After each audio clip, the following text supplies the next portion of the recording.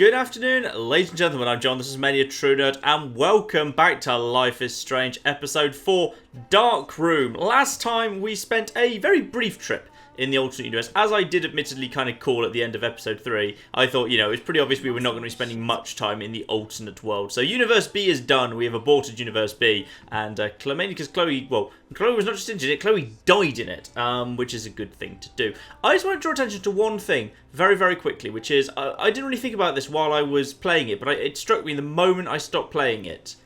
The beginning of Episode 4 has proved that Max is a worthy heroine for this story. Because remember at the end of Episode 3 when she woke up in Universe B, what the universe was like? Everybody liked her. She was popular. She'd gone to Seattle and been a successful photographer. Everyone admired her work. All of her problems were solved. Frank, the creepy drug dealer, wasn't after her anymore. Nathan wasn't after her anymore. Victoria wasn't bullying her anymore. No, all of her problems were solved. She had what she considered to be the perfect life. She was successful in what she wanted to do. All her problems were over. She had a sweet life. And then she found out that Chloe was injured and dying. And she changed the universe to get Chloe back. Max, at no point during the entire trip to Universe B, made a single mention of the fact that she might have had a better life in Universe B. I mean, I said, I speculated at one point, the thing about Universe B was going to be the moral choice was between stay in it because it's better for Max or go home because it's better for Chloe. Max never even considered the possibility that she'd stay in Universe B. She saw Chloe dying and she knew she had to fix it. There was not even the briefest moment of Max is a hero, and I respect and like her a lot more that's happened. Anyway, I'm just going to quickly scout around the room, and if there's nothing of interest, we'll go to the board. Ah, there's the damn snow dough that I missed, apparently. It was there all along. That snow dough always makes me think of William and Chloe. The snow dough is an interesting little bit of visual iconography, because of course the dough is the thing that Max has seen several times at the in her visions and at the junkyard. She's seen a dough, or a phantom dough, several times. This butterfly photo seems like a million years ago. How much time have I altered since? I'm deeply worried, of course, and I've considered this before, I don't think I've actually mentioned before, the photo of the butterfly in a bucket that's clearly still doing the rounds that Chloe and Max have here. Obviously, Max, though she's kind of sworn off travelling into photos for the moment, that photo keeps coming up. I have a feeling that the end of Episode 5 is ultimately going to be some form of moral choice involving going back and letting Chloe die for some reason. That will be part of the choice. And I don't know why that will be part of the choice, but it feels that photo's still there for a reason. Now we know Max can travel back into photos and that photo keeps getting brought up. Sooner or later, we're going back, and the only thing we could have changed then was, either confronting Nathan and killing him then, or letting Chloe die. So, yeah, I feel like that's going to be a thing. Oh dear, Chloe has to answer some questions about the break-in at the high school. Admittedly, we left no evidence, but never mind. I thought we'd have done a good enough job, but oh well. Hopefully, that won't have consequences. Alright, now what does this board have to tell us? So that's Frank and Rachel in the top left there. Obviously, we've got Kate, who we know David was spying on. We have to do 3 main things. Right. What things? 1. Decipher Frank's logbook. 2. Get Nathan's phone to find out where he's been during the Vortex Club parties with Kate and Rachel. And see whatever hidden shit he's got in his messages. 3. Beat Stepdouche Dan until he tells us about Frank, Nathan, and the dark room. Too bad I don't have a gun anymore. Yes, that's the solution. We'll have to do this on our own. Dude, at least let me kick his ass, then rewind. Fine, whatevs. It's your power. Chloe, you couldn't do it if you wanted to. He was in the military. You should get busy in the garage to see what dirt you can dig up. I'm gonna cyberstalk some names and see where that leads. Or to who. And be careful of Stepcrack. He's not gonna be a happy camper after you reamed him yesterday and Mom is giving him the boot. I'm on it, partner.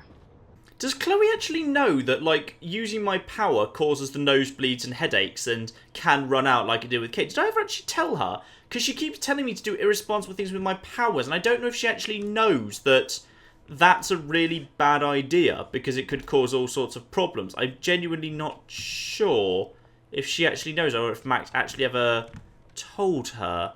I'm not sure about that. You won this battle, Max. You broke up my family. I salute you. David, I didn't try to hurt you. Ever. But I won't let anybody hurt Chloe. Too late, isn't it? You just better be damn careful with her. Don't you wander off into the dark. Oh, don't let him go. Ask him if he was about to talk about the dark room and what that means and if that's a thing. Also, what's in this room? This mysterious room that I'm assuming is like a... it's not a living room. That's a living room over there. It's a living room over there. That's interesting. Those poor whales are like beached angels. What is going on here? I don't know what you think an angel looks like, Max, but to me, angels are not 30 feet long, massive and fat. Well, at least with David gone out the door, we can investigate his stuff nice and easy. Though admittedly, he might have taken some of it with us, so it might work against us. One's got to assume he won't have left anything because Joy's made it clear that she doesn't want him back. Okay, we just have to find something about the dark room in here. Let's see what we can find. What the hell did David do for Nathan? And what did his dad do for David? Okay, so we kind of already knew that there was some relationship between the Prescotts and David Madsen because we saw, I think it was back at the beginning of, midway to end of episode 1, was it? That we saw Nathan chatting with David. So we always knew there was some form of relationship there, but we still don't know what that is. Now, has he left all his guns? Either Chloe stole another gun, or David is out there armed. Okay, so David's got a gun yet, and mysteriously he's just presumably, as those two guns are still there, and this was his gun rack in his room, he's just decided to leave a couple of guns here. Alright, fine. Joy's guns now. What's this letter he screwed up before he finished? Okay, so he admits he overstepped surveillance, but it's only because there are dark things happening in Arcadia Bay I've never told you. Okay. Instead, a student committed suicide on my watch. You kicked me out of my favourite home. My stepdaughter hates me. Okay, so he definitely knows something more than he's been letting on, but then it's kind of his own fault if he's going to spy on students and not explain himself to anyone. He's kind of brought this on himself. Surveillance cameras at Pan Estates? David must be working for the Prescotts too. That's interesting. Okay, obviously in this universe, Joyce doesn't work at Pan Estate. She only does the one job because she doesn't need the extra money for Chloe. But interesting that, yes, David is either spying on or spying on behalf of the Prescotts. So that's interesting. Okay, we need to crack this thing open. Whoa, that is a serious padlock on that locker. Hey, David, what you hiding? And if it's useful, why didn't you just, take it with you, given you just left the home possibly for the last time? Now, what am I going to need to do to get out of this? Right, well, okay. That's no good. That's no good. I'm not going to be able to guess that. I need to find a way to break this padlock. Okay, so we either need a code, or we need to break a padlock. Right. Aha! Great big tooly thing. Okay. I can use that crowbar to pry open the locker. Perfect. I wish that happened more often in games. You come up with a padlock with a combination, or you just think, I'll just get a big stick and smash it open, it'll be fine. Sorry, David, but I bet you would do the same thing as me. Well, that was remarkably easy. Max does not exactly look like a strong girl. She's got very slim limbs, so that does not look like that was particularly secure at all. Oh, maps, notes, coordinates, photos of Kate, Nathan. Yes. So, pictures of Kate, particular coordinates and times. Is that related to Kate Marsh again? A picture of the fight when Nathan punched Warren there. And that's Chloe's truck's license plate, I'm guessing. I think that's Chloe's truck. And me, keeping an eye on me too. Excellent. Score. Back to Chloe now. Which I will do, but also someone reminded me in the comments that to understand what happened between in this version of Universe A and why me and Chloe are back on speaking terms, all I need to do is check my phone. Amazing how Okay, so Chloe sent me a text message apologising. Sorry I got in your face. They took out my bullshit rage on my best friend. So, okay, that's nice. And then they actually agree they're going to do the all-nighter, which brings us to where we are, even though Max presumably wasn't actually... Max doesn't remember the all-nighter because she can only remember... She's still moving forward in her own personal timeline, and because she spent the night with Chloe in Universe B, she can't remember the night in Universe A. Oh, that's interesting. So she can only spend her time in one universe if she's universe hopping, but then presumably she could have gone back to Universe A and then rewound time to the... okay, never mind. Don't think about it too hard. So Warren's just bugging me as well, but he's got nothing to say except for once again pestering me about his damn monkey movie night thing. Gosh darn it, Warren. Leave me alone. I don't like you. Oh, okay, we're not going back upstairs. We're just calling Chloe down. Yo, Chloe! Are you ready yet? I have to get back to my dorm. Are we happy? Very happy. I hit the secret file jackpot. Kate, Nathan, and Rachel. Plus some location coordinates. David is like a one-man surveillance army. Now let's get the hell out of here before we get busted. Now let's go find out what Nathan is hiding in his room. We have to be extra careful. Max, now it's time for Nathan Prescott to be afraid of us. They are very blasé about Nathan, given he's got a gun, we don't, and at various points in this game he's had an opportunity to murder both of us and has threatened both of us. We are being very blasé. That totem pole is going to be relevant yet, because Chloe was talking about it a minute ago. How you doing? Oh, hi, Mr. Jefferson. I'm okay. And this is my friend Chloe. Yo. Chloe? Why isn't somebody as cool as you going to Blackwell? I was way too cool for this school. It's a long story. In actual files here. I can imagine. Max, are you sure that you're all right? It's weird just being on campus like everything's normal. I know, lame as it sounds, life has to go on. I think there's too much going on in my life. On that note, Blackwell duty calls. Remember, I'm going to announce the winner of the Everyday Heroes contest tonight at the party, so I hope you'll be there to celebrate, even though I'm sorry you didn't enter a photo. I understand your reasons. You can't force an artist to work. I feel like a total loser, but it's been a hard week to focus. No pun intended. I'm proud of you for caring so much about a troubled friend, and I take hope in the fact that you have plenty of time to find your way. Just get in the habit of putting your work out there. Thanks, Mr. Jefferson. I'll definitely be there tonight. Me too. I'll be Max's date. You better dance with us at least once. And nobody should have to see me dance. Plus, you don't want to watch the old hipster trying to keep up with the kids. I have some pride. Be seeing you. Yes, you will. Oh, Chloe. Poor teacher. Since I'm here, I'll see if I can get some dirt from Justin. Haven't talked to him in a while. Now that is a great plan. I'm not sure why Chloe's allowed to go to a school dance, given she doesn't go to the school. I would have thought she wouldn't be allowed to. Quickly nip over to the flipping, the thing. I'm just going to quickly nip over to the thing in case it's in some way relevant. I don't think the Tobanga will ever give up any secrets to us. I wouldn't hold up, guys. I have a feeling that one might be important yet. Ooh, let's take a photo.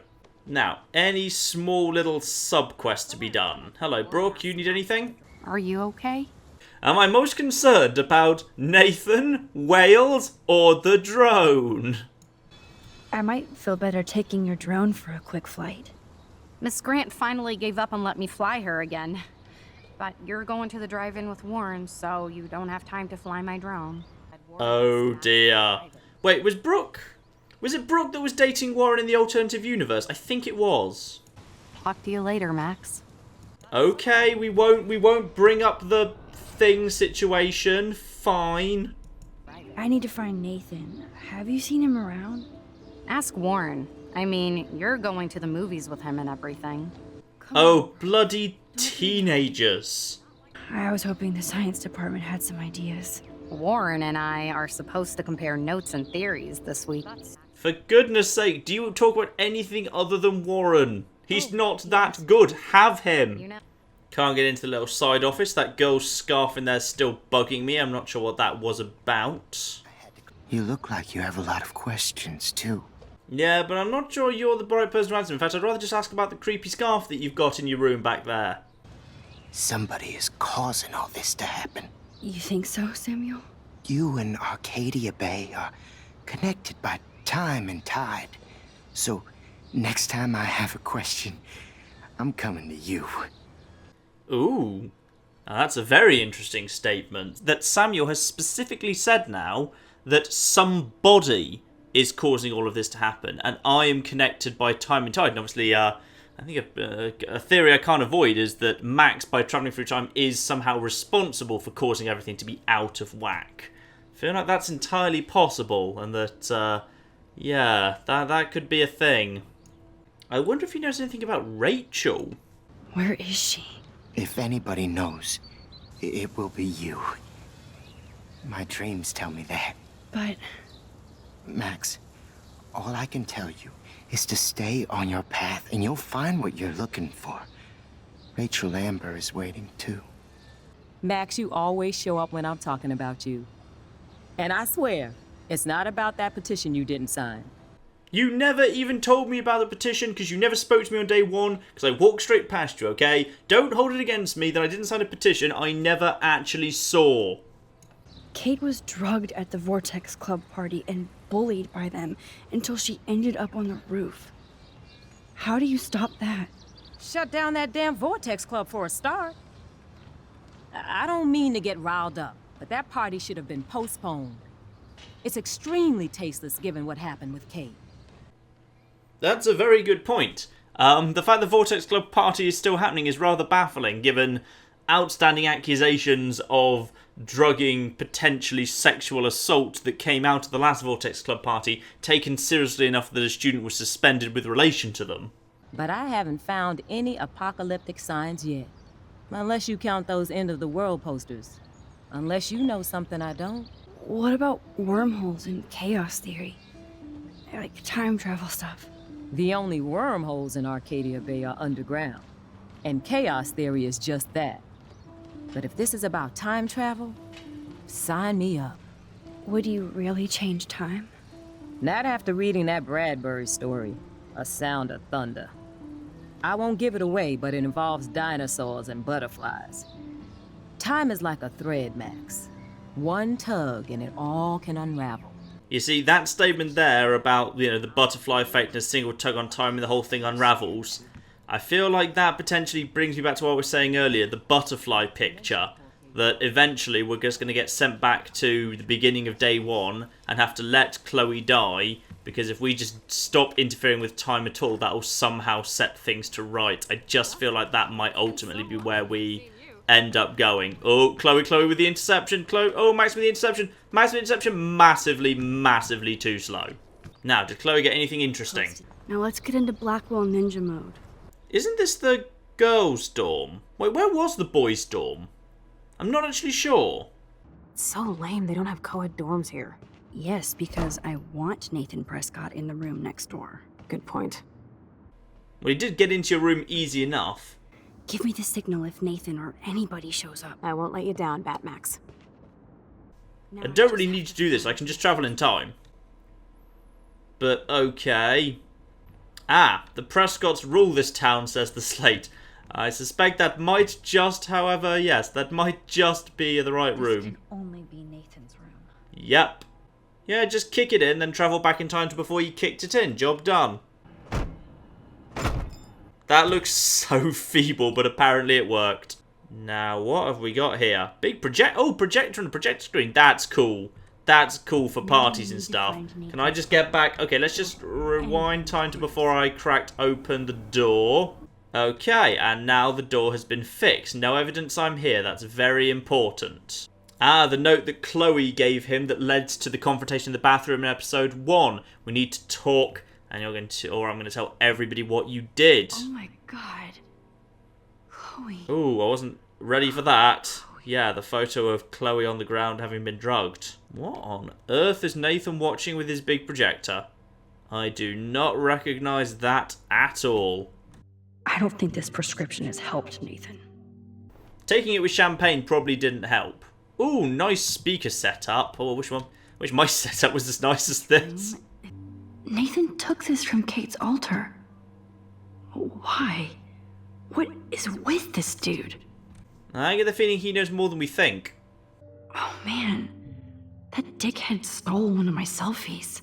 So he took something from Kate, he took something from my room. I'm guessing we'll find something related to Rachel around here as well. Anything else before we use the computer, as I suspect that will be the last thing that gives us the information we need. Let's see what Nathan hides in here. Nathan is way into this party. So, Nathan 2, Victoria. Hey, gorgeous, let me know what you're wearing to Vortex so I can pick up something just as styling and expensive. Oh, what a charming, sensitive young soul he is. And he's even arranged with his dad to keep the police away. Oh, what a spoiled brat. Oh, here we are. We've actually U-roll, not YouTube, U-roll. Let's see, how does U-roll work? Pretty similar. The little next icon is much bigger than on YouTube, which is a bit distracting. But it looks like there's no ads. That's not ad space. Oh, so U-roll is much more of a not sponsored by ads. That's interesting. I was really hoping it would tell us how many views it had. I really wanted to know how many views it had. Mostly liked, not only a few dislikes though. Few dislikes. Okay, so a message from his father saying just keep up with the prescriptions. Now, interestingly, yeah, I know being a Prescott's a burden. I'll guide you into this room step by step as my father did. Very odd phrasing, and I wonder if there's some sort of reference fact that the Prescotts know something about the supernatural things that are going on in this town. Interesting that Principal Wells wrote a grovelling apology to Nathan earlier in the week after my accusation that Nathan had the gun, so that kind of tells me that I just shouldn't bother trusting Principal Wells, really. He's just not reliable. Well, nothing in there that's that useful, to be honest. I still need to find... We were supposedly going after the phone. Ooh, scratch marks. That's not good. What the hell are all those marks on the floor? I'm guessing drugged victims thrashing about. Let's examine the couch a bit more. Let's find out what you're hiding. What is going to be around the back of here? Oh, something taped. Oh yes, little phone. You are mine now. Got exactly what I wanted. Perfect. Now, time to get out of here. Now I have Nathan's phone, so I can show it to Chloe. Cool, now it's opened. And I never had to actually, I never had to break the door. So there should be no evidence that I was ever there. Perfect. Absolutely perfect. On we go. Damn, Max, you're finally back. I got worried. So, what did you find? Let's discuss it later. Not here. Let's leave here. Check this out. Yes, we've got the phone. Now let's take it somewhere else. Anywhere that's not here. Yes, why didn't you take it somewhere else? You're such a nosy bitch, Max. Stop right there, Nathan. Make me, ho. Oh, is that Warren again, by any chance? Max, I got this. No, you don't. Get the fuck out of my face. How many more beatdowns do you need to take? Oh. Well, somebody learnt how to be... Oh, whoa. Me, bro. Ooh, okay, this is a choice I wasn't expecting. I kind of have suddenly gained a lot of respect for Warren, that having taken one beat down, he is at least not going to take another, though. I don't particularly see any reason why I'd stop Warren. Nathan drew a gun, and I can only well, I don't know whether he would actually have used it, whether he was just planning to threaten with it, but my main intention would just be to stay out of it and go. It might get me in Warren's bad books a little bit, but I don't really care. Yeah, okay, let's see what stop does, but I'm inclined to go towards stay out. Warren, stop it! Come on. Oh, my head. Why are y'all looking at me like that, huh? You and you're all dead. Let's go, now. Plus, my dad is on his way. You're all fucked. He owns you. Okay, so that didn't seem to have anything particularly bad attached to it. Now, what if I stay out of it? You like to hurt people, huh? Like Max? Like Kate? Like me? Huh? Feel this, motherfucker!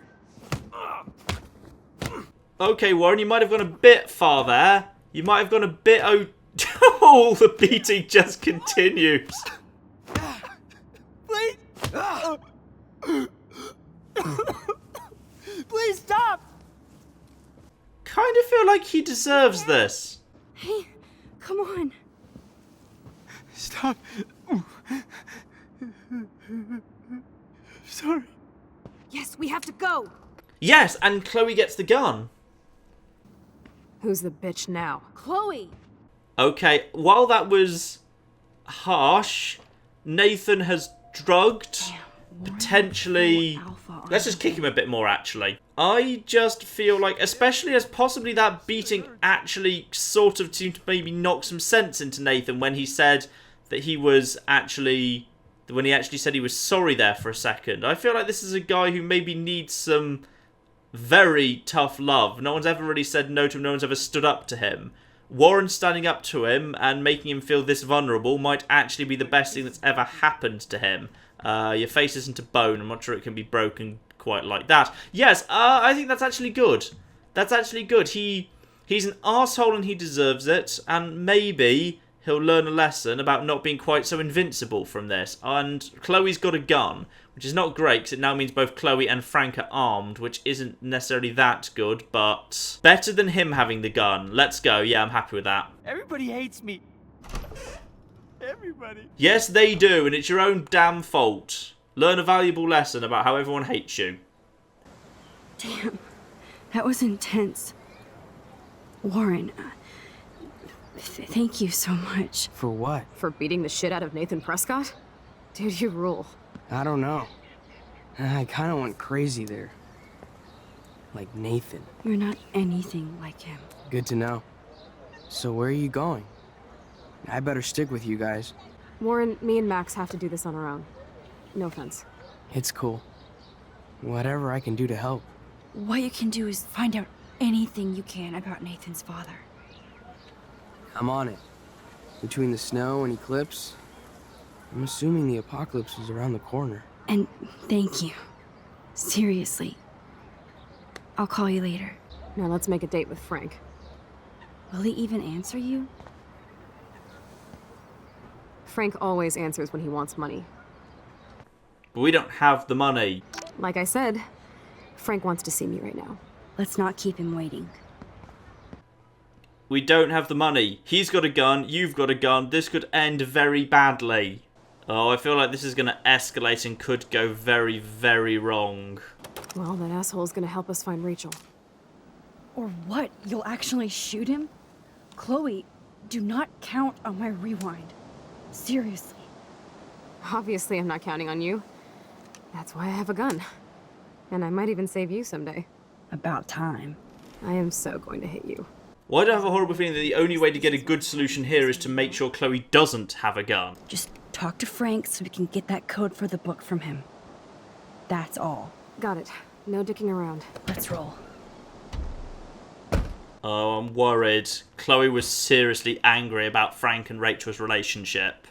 I feel like she's not going to be cool. She is not going to be cool at all.